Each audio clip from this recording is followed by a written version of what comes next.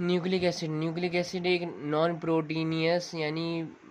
Proteinaceous nitrogenous complex है। Nitrogenous complex means nitrogen के बहुत मॉलिक्यूल्स होते हैं, इसलिए नाइट्रोजीनियस कॉम्प्लेक्स बनाता है। सही है। अब ये मोनोमेरिक यूनिट ऑफ न्यूक्लियोटाइड है। न्यूक्लियोटाइड क्या है? 3 चीज़ों से कंपोज की गई है। वैसे 3 चीज़ों से कंपोज की गई है, लेकिन ये 2 चीज़ मिला के क्या बनी? न्यूक्लियोसाइड। यानी nitrogenous bases, adenine, guanine, thymine, cytosine वगैरह, और दूसरा क्या है? Pentose sugar. ये मिलके क्या बनता है? न्यूक्लियोसाइड। न्यूक्लियोसाइड में सिर्फ एक फॉस्फेट ग्रुप यानी फॉस्फोरिक एसिड मिल जाए तो हमारा क्या बनेगा? न्यूक्लियोटाइड। और बहुत सारे न्यूक्लियोटाइड को मिला के एक बनता है न्यूक्लिक एसिड। सही। अब ये न्यूक्लिक एसिड फॉर्म बाय, इसमें कार्बन होता है, हाइड्रोजन होता है, ऑक्सीजन होता है, नाइट्रोजन और फास्फोरस, ये 5 चीज़ें होती है, और ये जेनेटिक इन्फॉर्मेशन को मेंटेन करने में काम आती है। नाइट्रोजीनियस बेस 2 टाइप की होती है, प्यूरिन और पाइरीमिडीन। सबसे पहले नाइट्रोजीनियस बेस को ये बता रहा हूँ कि नाइट्रोजीनियस बेस पेंटोस से अटैच होकर क्या बनाएगी? न्यूक्लियोसाइड। और पेंटोस से कहाँ पे अटैच होगी? कार्बन नंबर 1 पे अटैच होगी। जैसे 5 कार्बन रिंग स्ट्रक्चर है, तो 5 कार्बन रिंग स्ट्रक्चर में से कार्बन 1 पे अटैच होगी, ये क्या?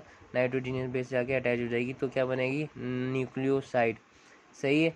अब जब न्यूक्लियोसाइड बन जाएगी तो ये दोनों न्यूक्लियोसाइड जब बना देंगी तो फॉस्फेट जब ग्रुप ऐड होगा तो क्या बनेगा? न्यूक्लियोटाइड। सही।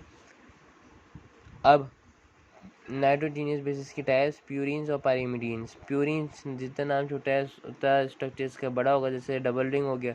पाइरीमिडीन्स नाम बड़ा है, ये सिंगल रिंग स्ट्रक्चर है। सही है। प्यूरिन्स में एडिनाइन और ग्वानिन होती है। सही है। जो कि both type of nucleic acid present है, यानी डीएनए में भी होती है, आरएनए में भी होती है। और पाइरीमिडीन जो सिंगल रिंग स्ट्रक्चर है, इसमें क्या इंक्लूडेड होती हैं? साइटोसिन और थायमीन।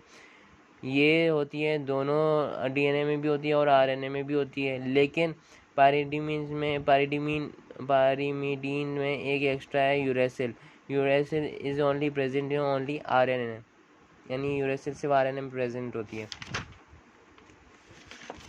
अब डीएनए पढ़ेंगे। डीएनए भी क्या है? न्यूक्लिक एसिड हमने पढ़ा था, एक नॉन प्रोटीन नाइट्रोजीनियस कॉम्प्लेक्स है। हाँ, डीएनए भी सिंपल वही है, लेकिन मोनोमेरिक यूनिट ऑफ क्या है? Deoxyribo nucleotide. सही है। यानी बहुत सारे डीऑक्सीराइबो न्यूक्लियोटाइड बनेगी तो क्या बनेगा? एक डीएनए बनेगा। सही है। और ये डीएनए एक प्रोटीन के ऊपर लपटा हुआ होता है, जिसे हम क्या कहते हैं? हिस्टोन्स। हिस्टोन्स एक प्रोटीन है जो कि डीएनए में प्रेजेंट होती है, और वो डीएनए से लपटी हुई होती है। सही। सॉरी, क्रोमोसोम में प्रेजेंट होती है और वो डीएनए से लपटी हुई होती है। अब न्यूक्लियोसोम क्या है? न्यूक्लियोसोम मतलब डीएनए के ऊपर स्टोन्स के ऊपर लपेटना। सही है। अब contain 4 type of stones, H2A, H2B, H3 और H4। ये एक एक स्टोन 2-2 मरतबा प्रेजेंट होते हैं, यानी 4 है तो 8 स्टोन्स बनाएंगी ये। सही है। और इस 8 स्टोन्स को हम लोग बोलेंगे स्टोन्स ऑक्टामर। अब डीएनए, इसके ऊपर एक लेफ्ट हैंडेड मतलब वो होती है, क्या कहते हैं? कॉइल्ड होती है ऊपर स्टोन्स के ऊपर। लेफ्ट यानी अगर आप लेफ्ट हैंड से उस ऊपर लपेट रहे हो स्टोन्स को, तो उसी एंगल में ये लपटा हुआ होता है। सही। जो कि एक डिस्क शेप बनाते हैं। सही है। अब फंक्शन क्या है न्यूक्लियोसोम का? यानी डीएनए का ये जो न्यूक्लियोसोम के ऊपर लपटा हुआ है, इसका फंक्शन ये है कि एक एंजाइम जो कि न्यूक्लियस है वो डीएनए को डाइजेस्ट करता है, यानी डीएनए को ख़त्म करता है। तो ये जो न्यूक्लियस है इससे बचाता है। न्यूक्लियस की जो फंक्शन है, यानी जो डीएनए को डाइजेस्ट करता है, उससे यानी न्यूक्लियस से बचाता है। कौन? न्यूक्लियोसोम। डीएनए आरएनए में डिफरेंस ये कि डीएनए में एडिनाइन होता है, ग्वानिन होता है, साइटोसिन होता है और थायमीन होता है। इसमें क्या होता है? एडिनाइन ग्वानिन साइटोसिन, लेकिन थायमीन नहीं होगा। थायमीन के बदले क्या होगा? यूरेसिल होगा। सही है। ये डबल हेलिकल स्ट्रक्चर है, जबकि ये सिंगल हेलिकल स्ट्रक्चर है। ये डीऑक्सीराइबोज शुगर से बनी हुई है और ये राइबोज शुगर से बनी हुई है। ये बेसिकली न्यूक्लियस में प्रेजेंट होता है और साइटोप्लाज्म में बिल्कुल नहीं होता। और ये डीएनए जो है वो मोस्टली साइटोप्लाज्म में होता है। सही है। और ये डीएनए में भी होता है, लेकिन डीएनए से ट्रांसक्रिप्ट होके, यानी डीएनए क्या फॉर्म बनाता है, डीएनए आरएनए बना रहा है, सही है। आरएनए की कौन सी फॉर्म, मैसेंजर आरएनए, वो by the process of transcription, जब ये ट्रांसक्रिप्शन करेगा वो जो आरएनए मैसेंजर आरएनए बनेगा न्यूक्लियस के अंदर, वो भी बाहर आ जाता है साइटोप्लाज्म में, इसलिए आरएनए का हमेशा साइटोप्लाज्म में होगा, सही है। अब डीएनए में हमेशा एडेनिन की कंसंट्रेशन थायमिन की इक्वल होती है ग्वानिन की साइटोसिन के, और आरएनए में एडेनिन की इक्वल होगी किससे, थायमिन नहीं है तो किससे होगी, इक्वल होगी यूरेसिल से, और ग्वानिन की होगी इक्वल साइटोसिन से। लेकिन यहाँ पे हमेशा इक्वलनेस है, लेकिन यहाँ पे हमेशा इक्वलनेस नहीं है, सही। ये हो गए थे डिफरेंसेस। आगे आता है डीएनए का स्ट्रक्चर, यानी वॉटसन एंड क्रिक 1953 में डीएनए का स्ट्रक्चर बताए थे, और इनको मॉरिस विल्किन के साथ 1962 में नोबेल प्राइज़ मिला, सही। सबसे पहले डीएनए स्ट्रैंड्स के बारे में बताएंगे, यानी कि डीएनए के जो 2 धागे होते हैं उसके बारे में बताएंगे, सही है। और वो ये है कि स्ट्रैंड्स में ये लोग कहते हैं कि ये डीएनए का जो स्ट्रक्चर है ये एक लैडर टाइप है, ये लैडर है, सही है। ये एक नॉर्मल सीढ़ी है, सही है। इसमें ये लोग वॉटसन एंड क्रिक ये बोलते हैं कि इसका स्ट्रक्चर भी ऐसा ही है, लेकिन फ़र्क ये है कि ये ट्विस्टेड लैडर है, सही है। ये ट्विस्टेड लैडर बन गया, सही है। अब बीच में ये चीज़ है, सही है, यानी जहाँ पे पाँव रख के ऊपर चढ़ते, सही। तो इसमें ये बताया मैं, ये जो हिस्सा है ना, ये जो लकड़ी है जिसमें जहाँ पे हाथ रख के ऊपर चढ़ते हैं, ये है इसको हम लोग बोलेंगे बैकबोन, सही। तो डीएनए की बैकबोन क्या हुई, ये स्ट्रैंड हो गए। और ये जो है इसको हम लोग बोलेंगे रंग्स, RUNGS। तो यहाँ पे क्या हुई, नाइट्रोजीनियस बेस रंग्स के तौर पे काम कर रही है, सही।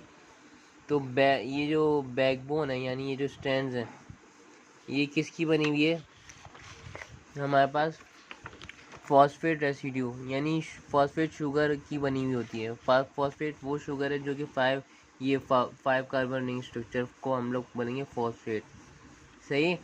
लेकिन ये जो रंग्स है ये किसकी बनी हुई है, नाइट्रोजीनियस बेसिस की बनी हुई है, सही।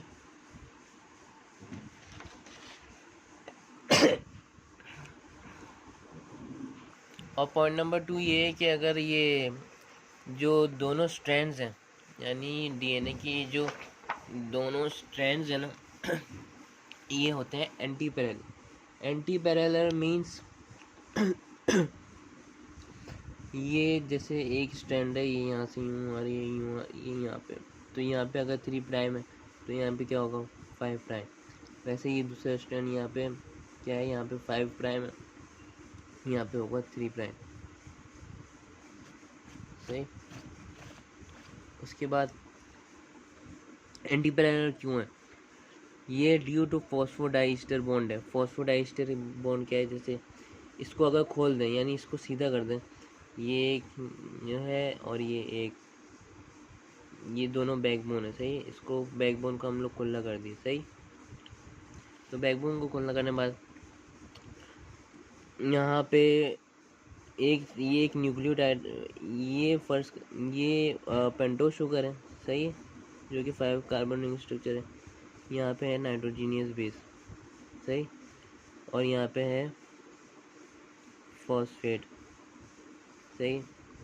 ऐसे सेम स्ट्रक्चर मैं ऊपर बना रहा हूँ, ये पेंटोज शुगर है, यहाँ नाइट्रोजीनियस बेस है, और ये हो गया फॉस्फेट, सही।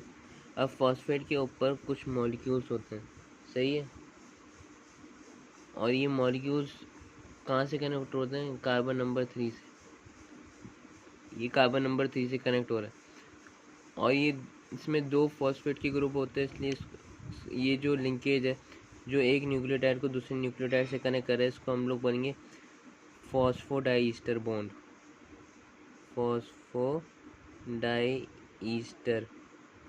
बॉन्ड, सही। जो एक न्यूक्लियोटाइड को दूसरे न्यूक्लियोटाइड से कनेक्ट करता है उसको हम बोलेंगे फॉस्फोडाइस्टर बॉन्ड। और ये जो बॉन्ड है जो कि नाइट्रोजीनियस बेस और इसके दरमियान प्रेजेंट है पेंटोस शुगर के दरमियान, इसको हम बोलेंगे क्या, इसको हम बोलेंगे ग्लाइकोसिडिक बॉन्ड। ये जो बॉन्ड है ना, ये है ग्लाइकोसिडिक बॉन्ड, ग्लाइकोसिडिक बॉन्ड। सही है। अब ये ऐसे स्ट्रक्चर में ये दूसरे स्टैंड पे बना रहा हूँ। सही, ये पेंटोस शुगर है। अब यहाँ पे नाइट्रोजीनियस बेस ऐसा है, ये पैरेलल, यहाँ पे नाइट्रोजीनियस बेस यहाँ राइट साइड पे आ रहा है तो यहाँ पे लेफ्ट साइड पे आएगा, यानी पैरेलल हो जाएगा। सही है। जब पैरेलल हो जाएगा तो ये जो फॉस्फोडाइस्टर बॉन्ड है ये भी जाहिर सी बात है ये पैरेलल हो जाएगी। तो ये जब फॉस्फोर, मेन वजह क्या है, ये दोनों स्ट्रैंड्स आपस में वो एंटी पैरेलल है। क्यों? क्योंकि ये फॉस्फोडाइस्टर बॉन्ड जो कि एक न्यूक्लियोटाइड को दूसरे न्यूक्लियोटाइड से जोड़ रहा है, वो दोनों स्ट्रैंड्स में अलग हैं, अपोजिट हैं, अपोजिट टू ईच अदर। क्योंकि स्ट्रक्चर भी देखो अपोजिट है। अब यहाँ पे नाइट्रोजीनियस बेस राइट साइड पे आ रहा है, यहाँ पे लेफ्ट साइड पे आ रहा है, और इन दोनों के दरमियान जो बॉन्ड होता है वो होता है क्या, हाइड्रोजन बॉन्ड, एच बॉन्ड। सही है।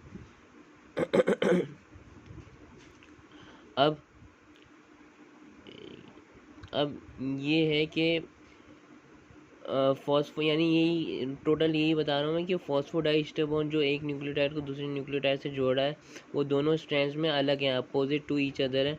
इसी वजह से हमारे पास एंटी पैरेलल स्ट्रैंड्स बनती हैं, किसकी, डीएनए की। सही। अब क्या है, 5 to 3 प्राइम एंड, ये दोनों स्ट्रैंड्स के बारे में हो रही है बात। सही है।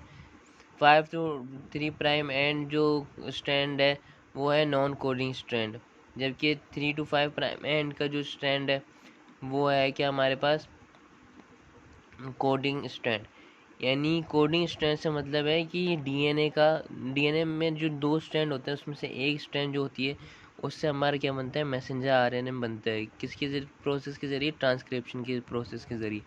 तो ये जो डीएनए में जो 3 to 5 प्राइम एंड वाला जो वो होगा स्ट्रैंड, तो इसी से हमारा बनेगा मैसेंजर आरएनए। इससे कोडिंग होगी, कोडिंग होगी तो आरएनए डीएनए से, मतलब ये डीएनए के स्ट्रैंड से क्या बनेगा, आरएनए पे कोडिंग हो रही है, यानी कि मैसेजेस आ रहे हैं, डीएनए अपना मैसेज दे रहा है किसको, आरएनए को। सही है। तो जो मैसेज आ रहा है तो उससे हमारा क्या बनेगा, नया मैसेंजर आरएनए बनेगा। सही है। ये न्यूक्लियस के अंदर बनता है, फिर न्यूक्लियर पोर्स के ज़रिए साइटोप्लाज्म में आ जाता है। सही है, फॉर प्रोटीन सिंथेसिस। फिर आगे का जो प्रोसेस बाद में बताऊँगा। नॉन कोडिंग, भले हमें ये याद रखना है कि 3 to 5 प्राइम एंड वाला जो होता है वो कोडिंग स्ट्रैंड होता है, और 5 प्राइम एंड और 3 प्राइम एंड क्या है, यानी 5 प्राइम एंड ये वो एंड है, देखो फॉस्फोडाइस्टर लिंकेज किन दो चीज़ों के दरमियान था, वो कार्बन 5 और कार्बन 3 के दरमियान होता है। सही है, फॉस्फोडाइस्टर बॉन्ड। सही। अब आखिरी, अब देखो जैसे ये स्ट्रैंड है, हाँ ये एक स्ट्रैंड है। सही है। यहाँ पे ये कार्बन है। सही है। यहाँ कार्बन 5 जो है, सही है, या ये सॉरी ये कार्बन 5 है, कार्बन 5 जो है ये फ्री है, ऊपर मज़ीद फॉस्फोडाइस्टर बॉन्ड नहीं होगा। सही है। तो ये स्ट्रैंड कहाँ पे एंड हो रहा है, 5 प्राइम एंड, मतलब 5 कार्बन पे अगर फर्दर कोई फॉस्फोडाइस्टर बॉन्ड नहीं है जो कि आगे न्यूक्लियोसाइड को कनेक्ट नहीं कर रहा, तो इसको हम लोग बोलेंगे कि 5 प्राइम एंड बोलेंगे। वैसे ही अगर 3 प्राइम एंड, यानी कि फर्स्ट करो ये कार्बन नंबर 3 है। सही है। कार्बन नंबर 3 पे अगर फर्दर वो नहीं हो रहा है, फर्दर फॉस्फोडाइस्टर लिंक नहीं हो रहा है, मतलब दूसरे न्यूक्लियोटाइड को कनेक्ट करने के लिए, तो हम लोग उसको बोलेंगे 3 प्राइम एंड। सही है। यहाँ पे देख लो, यहाँ पे लिखा है 5 प्राइम एंड की definition, end of strand having free 5 prime phosphate group, यानी 5 कार्बन नंबर 5 पे फॉस्फेट ग्रुप लगा होता है। सही है, इसलिए 5 prime phosphate group without phosphodiester linkage. अब और 3 प्राइम एंड का क्या है, end of strand have free 3 hydroxyl और 3 फॉस्फेट ग्रुप। सही। अब हम लोग बॉन्ड्स के बारे में पढ़ेंगे। बॉन्ड्स, डीएनए में कितने टाइप की बॉन्ड होती हैं, 4 टाइप की बॉन्ड होती हैं। नंबर 1 फॉस्फोडाइस्टर बॉन्ड, सही है। Number 2 phosphoester bond, number 3 glycosidic bond, number 4 hydrogen bond, सही। तो नंबर 1 देखो फॉस्फोडाइस्टर बॉन्ड में क्या है, इसको हम लोग फॉस्फोडाइस्टर बॉन्ड को हम लोग ये भी बोलेंगे 3' to 5' फॉस्फोडाइस्टर बॉन्ड। क्यों? क्योंकि ये कार्बन नंबर 3 और 5 के दरमियान होता है, जो कि एक न्यूक्लियोटाइड को दूसरे न्यूक्लियोटाइड से कनेक्ट करता है। देखो, connect two nucleotide in DNA strand by form of ester linkage. Ester linkage हमने पढ़ा था किसमें, लिपिड्स में। लिपिड्स में जो फैटी एसिड और अदर सब्सटेंस को जोड़ता है वो क्या था, ईस्टर लिंकेज होता है। वैसे ही ईस्टर लिंकेज इसमें भी है, सही है। तो यानी कि Easter linkage of phosphate residue, इसमें फॉस्फेट रेसिड्यू मतलब दो होंगे, 2 फॉस्फेट रेसिड्यू होंगे, इसलिए फॉस्फोडाई, और लिंकेज का नाम क्या है, ईस्टर है। तो फॉस्फोडाई ईस्टर बॉन्ड, सही है। विथ कनेक्ट विथ, देखो 3 हाइड्रोक्सिल ग्रुप, यानी ये 3rd कार्बन की बात हो रही है जहाँ पे हाइड्रोक्सिल ग्रुप होते हैं, सही। Hydroxyl group of 1 nucleotide with carbon 5 of next nucleotide. Carbon 5 पे क्या होगा, फॉस्फेट ग्रुप होगा ऑफ नेक्स्ट न्यूक्लियोटाइड, यानी एक न्यूक्लियोटाइड दूसरे न्यूक्लियोटाइड से इस तरह कनेक्ट होते हैं, सही है। This bond give rise to a linear poly deoxyribo nucleotide, सही है। यानी ये यही हमारा स्ट्रैंड बनाते हैं, सही है। किसका, poly deoxyribo nucleotide, poly means many, सही।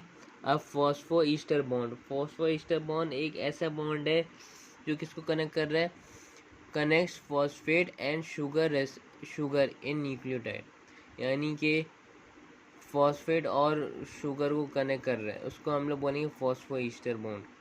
अब देखो ये डायग्राम मैंने जो बताई थी, सही है। यहाँ ये जो एक न्यूक्लियोटाइड को दूसरे न्यूक्लियोटाइड से कनेक्ट कर रहा है, यानी कार्बन 3 और कार्बन 5 के दरमियान, ये है फॉस्फोडाई ईस्टर बॉन्ड, सही है। लेकिन अब ये फॉस्फेट और ये इससे जो कनेक्ट है, सही है, पेंटोस शुगर से जो कनेक्ट है, ये इसमें सिर्फ एक ही फॉस्फेट का लिंकेज होगा, सही है, जो कि ईस्टर से उसकी लिंकेज क्या होगी, ईस्टर, इसलिए इसको फॉस्फो ईस्टर बॉन्ड बोलेंगे। और इसमें 2 फॉस्फेट की ग्रुप होती है, इसलिए इसको फॉस्फोडाई ईस्टर लिंकेज बोलेंगे। और ये क्या है, फॉस्फोडाई ईस्टर बॉन्ड, सही। अब न्यूक्लियोटाइड में ये नाइट्रोजीनियस बेस और ये पेंटोस शुगर के दरमियान में ये जो बॉन्ड होता है जो कनेक्ट कर रहे हैं इन दोनों को आपस में, इसको हम लोग क्या बोलेंगे, ग्लाइकोसिडिक बॉन्ड, सही है। Glycosidic bond connects pentose sugar and nitrogenous basis in a nucleotide. और हाइड्रोजन बॉन्ड्स क्या है, it is a linkage between nitrogenous basis of 2 different anti parallel strands of DNA is called hydrogen bond, यानी कि 2 अलग अलग anti parallel strands में जो nitrogenous basis होता है उसको आमने सामने कनेक्ट करता है कौन, हाइड्रोजन बॉन्ड। अब हाइड्रोजन बॉन्ड एडिना और थाइमीन के दरमियान कितने हाइड्रोजन बॉन्ड होंगे, 2, जबकि ग्वानिन और साइटोसिन के दरमियान कितने बॉन्ड होंगे, 3, सही। अब ये बहुत ही वीक बॉन्ड होती हैं, जिसको हम लोग नॉन कोवेलेंट बॉन्ड बोलेंगे, क्योंकि ये कोवेलेंट बॉन्ड है नहीं, इसलिए ये वीकर होती हैं, सही है। और हमारे पास फॉस्फोडाइस्टर बॉन्ड जो होता है वो स्ट्रॉन्ग बॉन्ड होता है, क्यों, क्योंकि वो कोवेलेंट बॉन्ड होता है। अब हाइड्रोजन बॉन्ड हमारे पास कोवेलेंट बॉन्ड नहीं है, इसलिए ये वीकर बॉन्ड होता है, सही। तो ये हो गए types of bonds in DNA. अब डीएनए में नाइट्रोजीनियस बेस का लिंकेज जो है वो पढ़ेंगे और शार्गोफ रूल पढ़ेंगे, सही है। नाइट्रोजीनियस बेस में सबसे पहले ये बताएंगे कि एडिनाइन जो हाइड्रोजन बॉन्ड बनाएगा वो हमेशा किससे बनाएगा, थाइमीन से बनाएगा, सही है। और ग्वानिन जो होगा वो हमेशा वो उससे बनाएगा, साइटोसिन से, सही है। Nitrogenous bases are of 2 type, purines double ring structure होता है और पायरिमिडीन जो है वो सिंगल रिंग स्ट्रक्चर है। प्यूरिन की एग्जांपल क्या है, एडिनाइन और ग्वानिन है, जबकि पायरिमिडीन की साइटोसिन और थाइमीन है, सही है। अब शार्गोफ रूल ये बोलते हैं कि एडिनाइन जब 80 के इक्वल है, एडिनाइन क्या था हमारे पास, प्यूरिन था। प्यूरिन जब पायरिमिडीन के इक्वल है यानी टी के इक्वल है, और जी इक्वल है सी के, यानी प्यूरिन इक्वल है पायरिमिडीन के, सही है, जी इक्वल है सी के। तो यानी इसका मतलब ये है ना, प्यूरिन की कंसनट्रेशन इक्वल हुई किसके बराबर, पायरिमिडीन्स के बराबर, सही है। ये डीएनए का एक रूल है, ये सिर्फ डीएनए पे ही अप्लाई होता है, आरएनए में भी होता है लेकिन आरएनए में हमेशा इक्वल नहीं होते। मॉलिक्यूलर वेट क्या है, मॉलिक्यूलर वेट ऑफ डीएनए है 1.6 मल्टीप्लाई बाय 10⁻6 से लेके 2 एक्सपोनेंशियल 10 की पावर 9, सही है। अब डीएनए बहुत लंबा मॉलिक्यूल, उसको देखा जाए तो बहुत लंबा मॉलिक्यूल है, तो वो जब कॉइल्ड हुआ होता है तो उसका मॉलिक्यूलर वेट ये बनता है, सही। ग्रूव ऑफ डीएनए, ग्रूव का मतलब ये है कि अब जैसे ये एक डीएनए, सही है, ये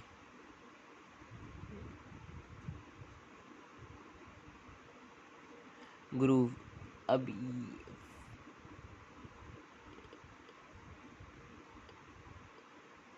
यहाँ तक ये डीएनए आ रहा है, सही है। ये जो ग्रूव, ये जो हिस्सा है, ये एक ट्विस्ट, ये बहुत बड़ा है, सही है, तो इसको मेजर ग्रूव कहेंगे, सही है, मेजर ग्रूव। ये जो बड़े होते हैं ना, बड़े ग्रूव, इसको हम लोग मेजर ग्रूव बोलेंगे, और ये जो छोटे ग्रूव है इसको बोलेंगे माइनर ग्रूव, सही। इसकी डेफिनेशन देख लेते हैं। The edge of helix that measure more than 180 degree from glycosidic to glycosidic bond, सही है, इसे हम क्या कहेंगे, मेजर ग्रूव, सही है। अगर लेस देन 180 हो तो क्या कहेंगे, माइनर ग्रूव, सही है। अब types of DNA, types of DNA में ये है कि नॉर्मल डीएनए जो होता है ना हमारा, वो होता है बी टाइप डीएनए, सही है। इसमें ये राइट हैंडेड स्ट्रक्चर होता है, यानी राइट हैंडेड डबल हेलिक्स होता है, ऐसे यूँ घूम रहा है, सही है। ए डीएनए जो होता है ये भी ऐसे यूँ घूमता है राइट हैंडेड, जबकि जी है वो ऐसे यूँ घूमता है लेफ्ट हैंडेड, ऐसे, सही है। अब हेलिक्स का जो डायमीटर है वो 2.3 है, इसमें हेलिक्स डायमीटर 2.5 है, और जेड में क्या है 1.8, सही है। राइस पर बेस पेयर, राइस पर बेस पेयर का मतलब ये है,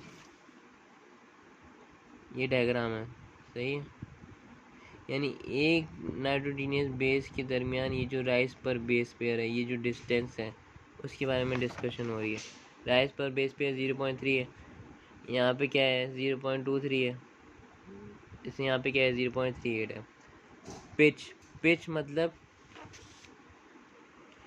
ये पूरा कंप्लीट एक राउंड को हम लोग पिच बोलेंगे, ये मतलब पूरा एक कंप्लीट ट्विस्ट को हम लोग पिच बोलेंगे, सही है। तो पिच क्या है 3.4, यहाँ पे क्या है 3.2 है ए में, और जेड में क्या है 4.5 है। अब ये जो एक पिच में ये जो टोटल बेस पेयर होते हैं, बी में कितने हैं 10 है, ए में 11 है, जेड में 12 है, सही है। अब मेजर ग्रूव बी में प्रेजेंट है, होता है यानी कि, और ए में भी होता है, लेकिन जेड में भी होता है लेकिन कॉन्वेक्स शेप का होता है। अब माइनर ग्रूव जो है वो बी में होता है और ए में भी होता है, लेकिन जेड में जो होता है वो डीप क्लेफ्ट होता है, सही है। आरएनए जो होता है हमारे पास वो सिंगल स्टैंडर्ड होता है, सही है, यानी डबल स्टैंडर्ड नहीं होगा, सही है। आर टाइप ऑफ आर, ये न्यूक्लिक एसिड की एक ऐसी टाइप है जो कि नॉन प्रोटीनियस नाइट्रोजीनियस कॉम्प्लेक्स है, लेकिन ये मोनोमेरिक यूनिट ऑफ कौन सी बनी हुई है, monomeric unit of ribose nucleotide से बनी हुई है, यानी राइबोज न्यूक्लियोटाइड को बहुत सारे जमा करेंगे तो आरएनए बनेगा, सही है। ये फर्दर 3 क्लासेस में 3 टाइप्स में क्लासिफाइड है अकॉर्डिंग टू देयर फंक्शन, सही है। ज़्यादातर जो आरएनए होता है वो साइटोप्लाज्म में होता है, कुछ आरएनए में न्यूक्लियस में फॉर्म होते हैं, लेकिन वो बाद में भी साइटोप्लाज्म में आ जाते हैं, जैसे कि मैसेंजर आरएनए, सही है। मैसेंजर आरएनए क्या है, heterogeneous RNA that carries message from DNA. अच्छा, ये ट्रांसक्रिप्शन के ज़रिए डीएनए से बनता है, यानी ये न्यूक्लियस में डीएनए के ये जो डीएनए का जो मैंने यहाँ पे बताया था ना कि कोडिंग स्ट्रैंड कौन सा है हमारे पास, 3 to 5 प्राइम एंड डीएनए की वाले स्ट्रैंड से ये बनेगा मैसेंजर आरएनए, सही है। और ये प्रोसेस का नाम है ट्रांसक्रिप्शन प्रोसेस। सही है। तो जब ये बनेगा तो ये डीएनए से मैसेजेस लेगा। सही है। किसकी फॉर्म में मैसेजेस, किसकी फॉर्म लेगा, codon in codon of nucleotide in triplet form, यानी 3-3 करके कोड लेते रहेगा। सही है। तो इस तरह मैसेंजर आरएनए फॉर्म होगा। सही है। और फॉर्म होकर वो न्यूक्लियर पोर्स के ज़रिए न्यूक्लियस से बाहर आके साइटोप्लाज्म में आ जाएगा। सही। अब पहला पॉइंट ये कि formed in transcription process, transcription process में ये फॉर्म होता है फ्रॉम डीएनए इन न्यूक्लियस। सही है। अब कंसिस्ट, ये इतने राइबो न्यूक्लियोटाइड कंसिस्ट करते हैं 10⁻³ से लेके 10⁻⁴ तक, और उसका मॉलिक्यूलर वेट यही है 3 × एक्सपोनेंशियल 4 और 2 एक्सपोनेंशियल 4। सही है। इसमें जो मेजर बेसिस होते हैं, सही है, नाइट्रोजीनियस बेसिस, वो है एडेनिन, गुआनिन, थायमिन, यूरेसिल। लेकिन इन एडिशन में क्या है, जो कि माइनर बेस बनाती हैं, यानी छोटे छोटे बेसिस क्या है, मिथाइल प्यूरिन एंड पायरीमिडीन, यानी मिथाइल पायरीमिडीन भी होगी, मिथाइल प्यूरिन भी होगी। सही है। अब मैसेंजर आरएनए का स्ट्रक्चर ये है। सही है। मैसेंजर आरएनए के स्ट्रक्चर में ये जो है ना, ये 3 प्राइम एंड और 5 प्राइम एंड जो है, हाँ, अब देखो ये 5 प्राइम एंड और 3 प्राइम एंड, हाँ, तो दोनों के मैसेंजर आरएनए के दोनों के आखिर में, यानी 5 प्राइम एंड और 3 प्राइम एंड के आखिर में, ये जो 3 प्राइम एंड है ये एडिनाइलेट राइबो न्यूक्लियोटाइड की बनी हुई है। सही है। और इसमें इसकी जो रेसिड्यूज़ होंगे, मतलब इसकी जो ये जो न्यूक्लियोटाइड है ये कितनी होंगी, 20 से लेके 250 तक। सही है। अब इसको हम लोग पॉली ए टेल भी बोलेंगे। सही है। पॉली ए टेल मतलब adenylate, A stands for adenylate tail. सही है। अब फंक्शन क्या है इसका, prevent attack of 3 prime end part, मतलब कि यहाँ पे अटैक होने से मतलब बचाती है। मैसेंजर आरएनए में वो जो न्यूक्लियस था ना, न्यूक्लियस से बचाती है। न्यूक्लियस डीएनए आरएनए को ख़त्म करने वाले एक डाइजेस्टिव एंजाइम है। सही है। तो उससे ये बचा रही है। सही है। और 5 प्राइम एंड किससे बनी हुई है, 7 मिथाइल गुआनोसिन ट्राइफॉस्फेट। सही है। यानी MGT। सही है। अब फंक्शन क्या है इसका, यहाँ से portion where the protein synthesis starts, ये 5 प्राइम एंड से प्रोटीन सिंथेसिस स्टार्ट होती है। सही है। कैसे होती है मैं बताता हूँ। और ये protein synthesis start also prevent attack on 5 prime and, ये यहाँ पे ये सिक को वो प्रोटेक्ट करता है किससे, न्यूक्लियस से। जैसे ये प्रोटेक्ट कर रहा था ना, वैसे ये भी प्रोटेक्ट कर रहा है। लेकिन इसका एक एडिशनल फंक्शन ये है कि यहाँ से प्रोटीन सिंथेसिस स्टार्ट होती है। अब जैसे मैसेंजर आरएनए, सही है, ये जब न्यूक्लियस में बना, मैसेंजर आरएनए ये सेल है। सही है। मैसेंजर आरएनए में ये न्यूक्लियस में बना। सही है। किसी कौन से स्ट्रैंड के ज़रिए, वो कोडिंग स्ट्रैंड जो होता है ना डीएनए का, उसके ज़रिए बना। फिर यहाँ से न्यूक्लियर पोर्ट से लेके बाहर आ गया। सही है। जब ये बाहर आ गया ना, तो राइबोसोम्स होंगे ना, राइबोसोम्स, वो यहाँ पे आके ऐसे इसके ऊपर आ जाएंगे। सही है। मैसेंजर आरएनए के ऊपर। सही है। जब ये आ जाएंगे तो साइटोप्लाज्म में ये राइबोसोम्स के पास क्या होता है, राइबोसोम्स के पास राइबोसोमल आरएनए होते हैं। सही है। जिसको हम लोग आरआरएनए इन शॉर्ट फॉर्म बोलेंगे। सही। ये मैं इसको थोड़ा खुला कर देता हूँ, ये मैसेंजर आरएनए। सही है। ये राइबोसोमल आरएनए। सही है। और यहाँ पे एक होगा ऐसा करके ना, ये है ट्रांसफ़र आरएनए। सही है। मतलब ये तीनों टाइप के आरएनए आ गई। सही है। ये साइटोप्लाज्म में आ गया। सही है। फिर राइबोसोम्स यहाँ पे आके अटैच हो गया, यानी राइबोसोमल आरएनए। सही है। यानी राइबोसोम बनता ही दो चीज़ों से, एक राइबोसोमल आरएनए हो गया आरआरएनए, और दूसरा क्या हो गया, प्रोटीन। सही है। तो जब ये यहाँ पे आ गया तो ये अभी ये जो मीडियम, ये जो ग्रीन कलर का ये जो पूरा मीडियम है, ये फर्स्ट कर लो साइटोप्लाज्म है। सही है। ट्रांसफ़र अमाइनो, ये टीआरएनए जो है ट्रांसफ़र आरएनए, इसका मेनली काम क्या है, ये साइटोप्लाज्म में कुछ अमाइनो एसिड के मॉलिक्यूल होते हैं। सही है। ये अमाइनो एसिड को पकड़ के यहाँ पे लाएगा। सही है। ये यहाँ पे आ गया।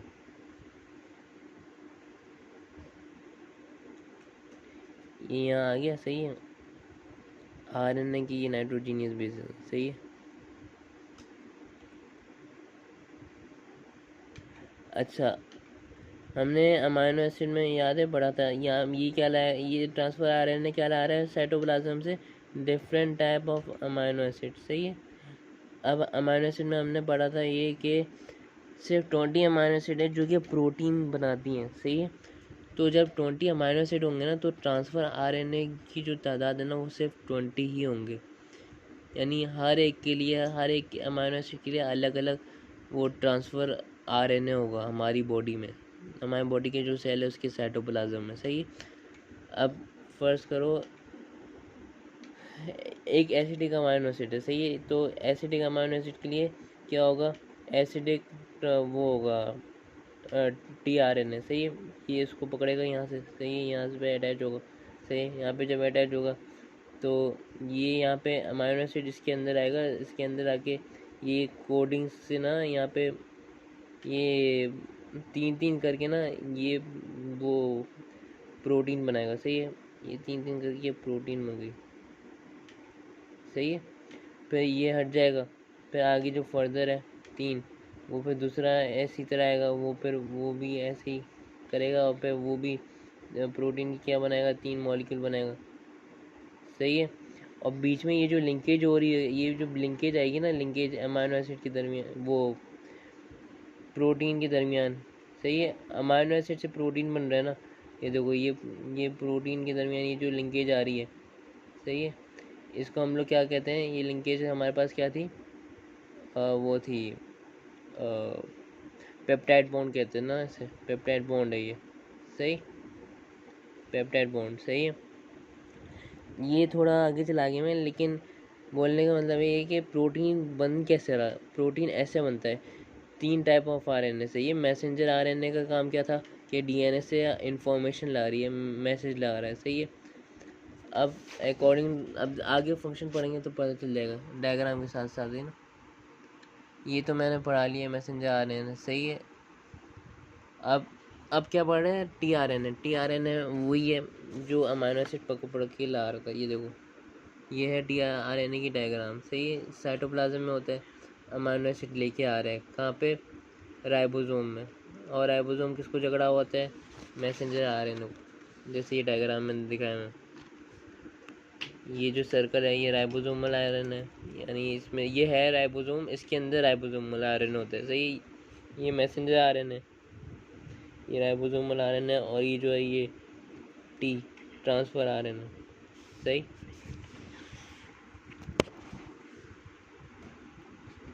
अब T R N A remains largely in cytoplasm, क्यों, क्योंकि इसको अमाइनो एसिड ट्रांसफ़र करना होता है कहाँ पे, मैसेंजर आरएनए को, किसके ज़रिए, राइबोसोमल आरएनए के ज़रिए, सही है। And are 20 different T R N A, सही है, transfer amino acid from cytoplasm to ribosome at messenger RNA, messenger RNA को जाके देगा, सही है। मॉलिक्यूलर वेट क्या है इसका, 2 से लेके 3 एक्सपोनेंशियल 4, और इसमें जो मेजर बेसिस होंगे वो एडिनाइन, ग्वानिन, थाइमिन, यूरेसिल होगा, सही है। और एक्स्ट्रा बेसिस जो होंगे उसमें ये होगा पीसीयूडोराइन, ये तो फिर यूरेसिल 5 बात एक ही है, सही। और इसके साथ क्या होगा, थाइमिन होगा, सही, यानी एक्स्ट्रा। और ये क्लोवर शेप का होता है, क्लोवर शेप ऐसे होती है, सही, ये क्लोवर शेप का होता है। और हाइड्रोजन इन बेसिस के दरमियान हाइड्रोजन बॉन्ड्स होंगे, सही है। These double helix called stems. अच्छा, ये आरएनए वैसे सिंगल हेलिक्स होता है, सही है। वैसे इसका जो अब देखो, इसको अगर खोल लिया हम लोग, सही है, तो ये कुछ ऐसा शेप का बनेगा, सही। तो यहाँ पे नाइट्रोजीनियस बेसिस के दरमियान में ये जो बॉन्ड्स हैं, सही है, ये जो बॉन्ड्स हैं जो दो नाइट्रोजीनियस बेस को कनेक्ट करें, तो ये जो ट्विस्ट आ रहे हैं ये डबल हेलिक्स बनाते हैं खुद ही, यानी सिंगल स्ट्रैंडेड भी ना डबल हेलिक्स बन जा रहा है आरएनए में ना। तो आरएनए में ये होता है, वैसे होता तो सिंगल स्टैंडर्ड ही है, लेकिन हाइड्रोजन बॉन्ड की वजह से वो डबल बॉन्ड बन जाता है, hydrogen bond between basis which form double helix, सही है, कॉल्ड स्टेम्स। और ये जो डबल हेलिक्स जो बनता है ना हाइड्रोजन बॉन्ड के जरिए, इसको हम लोग क्या कहेंगे, स्टेम्स कहेंगे, सही है।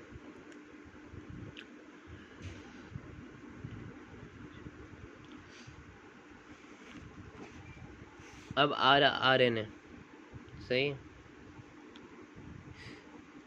RNA का काम क्या है, ये राइबोसोम बनाता है, सही है। RNA with proteins makes ribosomes, सही है, which on time on protein attached to messenger RNA, messenger RNA पे अटैच होता था इस तरह, सही है। क्यों, ताकि प्रोटीन सिंथेसिस हो जाए, सही है, प्रोटीन बन जाए, मैसेंजर RNA इन साइटोप्लाज्म, सही है। अब it is 80% of total cellular RNA, यानी कि सबसे ज़्यादा तादाद RNA की होती है, यानी राइबोसोम्स में जो RNA होता है उसकी तादाद 80% होती है, रिमेनिंग 20% वो बाकी दो होते हैं, सही। अब structure of RNA, structure of RNA क्या है, RNA सिंगल स्टैंडर्ड, सही है, ये तो सबको पता है, with sequence of sugar ribo nucleotide, सही है।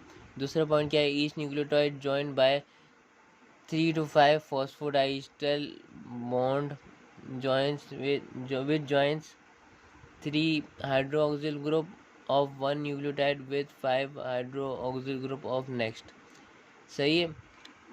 अब यानी ये तीसरा कार्बन के बारे में बताए हुए हैं और ये पांचवा कार्बन के बारे में बताए हुए हैं, जिसमें क्या होता है, हाइड्रोक्सिल ग्रुप, सही है। यानी एक न्यूक्लियोटाइड दूसरे न्यूक्लियोटाइड से जोड़ा है through carbon number 3 and carbon number 4 through linkage of 3 to 5 phosphodiester bond, यानी आप फॉस्फोडाइस्टर बॉन्ड बोलो या ये नाम ले लो, बात एक ही है। क्यों, क्योंकि ये कार्बन 3 और कार्बन 5 पे कनेक्ट हो रहा है, जो कि हाइड्रोक्सिल ग्रुप या तो फिर फॉस्फेट ग्रुप कंटेन करते हैं, सही।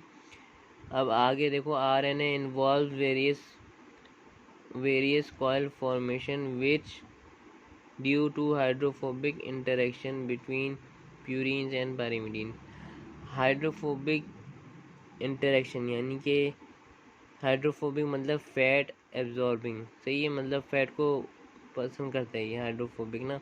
RNA involve various coil formation, ये जो कॉइल फॉर्मेशन होती है RNA में, ये किसकी ज़रिए होती है, हाइड्रोफोबिक इंटरेक्शन के ज़रिए, सही है, बिटवीन बेसिस, सही है, बेसिस मतलब प्यूरिन्स और पायरिमिडीन्स। अब अगला पॉइंट है nitrogenous bases, adenine guanine cytosine and uracil instead of thymine, इसमें ये बताया हुआ है RNA में थाइमिन के बदले क्या होता है, यूरेसिल होता है, बाकी ये तीनों जो होते हैं ये दोनों में होते हैं DNA RNA में। अब adenine pairs hydrogen bond with uracil, DNA में ये एडिनाइन थाइमिन से हाइड्रोजन बॉन्ड बना रहा था ना, इसमें किससे बनाएगा, यूरेसिल से बनाएगा, और डाईहाइड्रोक्सिल एंड सिस्टीन विथ गुआनिन, और सिस्टीन किससे बनाएगा, गुआनिन से बनाएगा। AU के दरमियान कितने, एरिना और यूरेसिल के दरमियान 2 बॉन्ड होंगे हाइड्रोजन बॉन्ड, और इन दो के दरमियान 3 हाइड्रोजन बॉन्ड होंगे, सही है। अब RNA structure involve in folding of molecule in 3 dimensional structure, जो हाइड्रोजन बॉन्ड की वजह से जो फोल्डिंग्स बन रही थी वो क्या बनती है, 3 डायमेंशनल स्ट्रक्चर यानी 3D स्ट्रक्चर बनता है, सही है। अब cross linking also occur at various site by hydrophobic and hydrogen bond produces compactly coiled globular structure। अब क्रॉस लिंकिंग मतलब नाइट्रोजीनियस बेसिस का एक जगह से दूसरे जगह जाना, सही, और ये बेसिकली किसके ज़रिए होता है, हाइड्रोफोबिक और हाइड्रोजन बॉन्ड के ज़रिए होता है, सही है। तो जब ये जो क्रॉस लिंकिंग हो रही है ऑफ नाइट्रोजीनियस बेसिस, सही है, ये जो क्रॉस लिंकिंग हो रही है, सही है, ये किसके थ्रू हो रही है, जब ये मतलब ये जो जब ये होता है तो क्या बनता है, ग्लोब्यूलर स्ट्रक्चर बनता है, यानी ग्लोब्यूलर स्ट्रक्चर फॉर्म होता है, सही। अब फंक्शन आगे है, आया function of DNA and RNA, ये आखिरी है।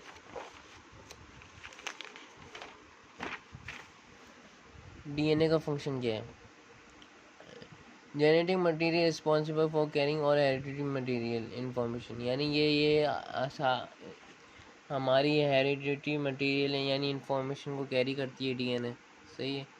और सेकेंड क्या है, property of replication essential of passing genetic information from, अच्छा ये DNA जेनेटिक इन्फॉर्मेशन देते हैं, यानी जैसे सेल है, सेल से जेनेटिक डीएनए की वजह से जेनेटिक इन्फॉर्मेशन आ रही है, कहाँ पे बच्चे में आ रही है, न्यूबॉर्न बेबी में आती है। सही है। तो इसमें ये बताया वन जनरेशन से अनदर जनरेशन ये क्या पहुँचाती है, जेनेटिक इन्फॉर्मेशन पहुँचाती है। सही है, टू द नेक्स्ट जनरेशन। सही है। अब crossing over produce recombinant. Crossing over मतलब डीएनए में जो नाइट्रोजनियस बेसिस की क्रॉसिंग हो जाती है वो एक रिकॉम्बिनेंट फॉर्म करती है। जैसे कि अगर डीएनए में मतलब नाइट्रोजनियस बेसिस में कोई मसला हो गया, सही है, तो एक नई चीज़ प्रोड्यूस होती है। सही है। जैसे पेरेंट्स का आई कलर दोनों के ब्लैक, एक के ब्लैक है एक के ब्राउन है। सही है। तो डीएनए में वो जो क्रॉस लिंकिंग होगी ना, क्रॉस ओवर जो होगा, क्रॉसिंग ओवर, सही है, तो उसकी वजह से बच्चे में एक नया कलर आएगा, उसको हम लोग रिकॉम्बिनेंट बोलेंगे। सही है। चेंजेस इन सीक्वेंस, अगला पॉइंट है changes in sequence of number of nucleotide causes mutation which is responsible for all.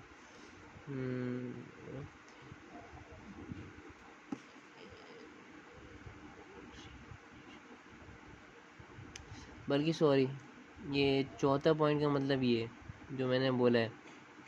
और तीसरा पॉइंट जो है वो ये है कि क्रॉसिंग ओवर प्रोड्यूस रिकॉम्बिनेशन, इसका मतलब तो मुझे नहीं पता। अब आगे आखिरी पॉइंट क्या है, कंट्रोल और मेटाबॉलिक रिएक्शन ऑफ सेल, यानी कि सेल जैसे हमें हमारा ब्रेन कंट्रोल करता है, वैसे सेल को कौन कंट्रोल करता है, डीएनए। क्यों? क्योंकि डीएनए के पास ये सब जेनेटिक इन्फॉर्मेशन होती है। सही है। अब आरएनए के फंक्शन, ये डिफरेंट टाइप्स, ये जो फंक्शन है ना, ये डिफरेंट टाइप ऑफ आरएनए भी बताती है। सही है। पहला, facilitate translation of DNA to protein, यानी डीएनए से प्रोटीन में कन्वर्ट करता है कौन, मैसेंजर आरएनए, टीआरएनए और आरएनए, तीनों का यही काम है। सही। अब function as an adapter molecule in protein synthesis, protein synthesis में जो एडेप्टर मॉलिक्यूल के तौर पे काम आ रहा है वो क्या होता है, आरएनए, यानी राइबोसोमल आरएनए, यानी ये जो है ना राइबोसोमल आरएनए, ये एज अ एडेप्टर मॉलिक्यूल काम कर रहा है। सही। अब तीसरा पॉइंट ये serve as messenger between DNA and ribosome, यानी कि मैसेंजर के तौर पे काम आता है, यानी डीएनए का मैसेज पहुंचाता है किसमें, राइबोसोम में।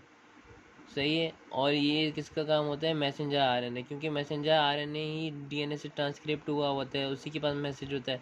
तो मैसेंजर आरएनए ये किसको देगा, राइबोसोम के कहाँ पे, आरआरएनए को देगा, ताकि आरआरएनए टीआरएनए से मिलके प्रोटीन सिंथेसिस कर ले। सही है। अब आगे क्या है, they are carrier of genetic information, messenger RNA के पास जाहिर सी बात है, मैसेंजर आरएनए जब ट्रांसक्रिप्ट हुआ हुआ है तो जेनेटिक इन्फॉर्मेशन सारी मेन जो होगी किसके पास होगी, मैसेंजर आरएनए के पास होगी, क्योंकि मैसेंजर आरएनए ही डीएनए से बनता है, बाकी की जितने टाइप्स हैं वो तो डीएनए से नहीं बनेगी। सही है। Promotes ribosome to choose right amino acid which required in building up new protein in a body, transfer RNA जो होता है वो सही वाले अमाइनो एसिड को लेके आते हैं, यानी अगर ट्रांसफ़र अमाइनो एसिड एसिडिक है तो वो एसिडिक अमाइनो एसिड को उठाएगा। सही है। और आके यहाँ पे प्रोटीन सिंथेसिस में हेल्प करेगा। सही है, जो कि हमारे बॉडी में प्रोटीन सिंथेसिस कर रहा होता है। सही। अब ये पूरा हो गया। सही है, न्यूक्लिक एसिड।